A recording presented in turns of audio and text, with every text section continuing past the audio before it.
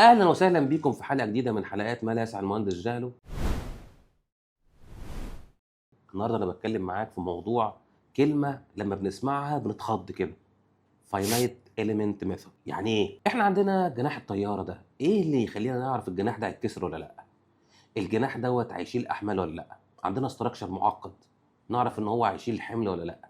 فبنضطر اللي احنا نلعب لعبه صغيره، نعمل حاجه اسمها الفاينايت اليمنت. يعني ايه؟ نقسم الجناح ده لمربعات صغيره، او بمعنى ادق مكعبات صغيره متلاصقه مع بعضيها، كل مكعب بيأثر على اللي جنبه، بحيث ان احنا يبقى عندنا بين كل مكعب ومكعب نود او نقطه تلاقي، ونبتدي نعمل فكر رياضي او نعمل اناليسز رياضيه، بحيث ان احنا نعرف تأثير كل إيليمنت على اللي جنبه ايه.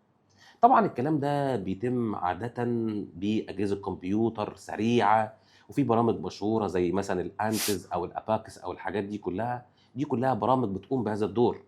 لكن في الأساس الفكرة بتاعته هي عملية تبسيط عشان أقدر أعرف المشكلة فين. لو أنا حملت الجناح ده هيتكسر ولا لأ، لو أنا حملت الاستراكشر ده هيتكسر ولا لأ. هي دي فكرة مبسطة للفاينايت إيليمنت. بتستخدم في إيه؟ بتستخدم في التصميمات، بتستخدم في السيفل انجينير برضه في تصميمات، بتستخدم في فلويد داينامكس وحركه المواقع حوالين الاجنحه الطياره، حركه المواقع حوالين السيارات، حركه الهواء يعني حوالين السيارات. فالفاينايت اليمنت ميثود ليها استخدامات كتير. لو انت عرفت بنهايه الحلقه يعني ايه فاينايت اليمنت ميثود، اكتب لنا في التعليقات ايه المواضيع التانية اللي انت عاوز تسمع عنها، او ايه المواضيع التانية او الاكسبريشن التانية اللي انت بتسمعها كمهندس وعاوز تعرف عنها اكتر. شكرا ليكم واشوفكم في حلقة جديدة.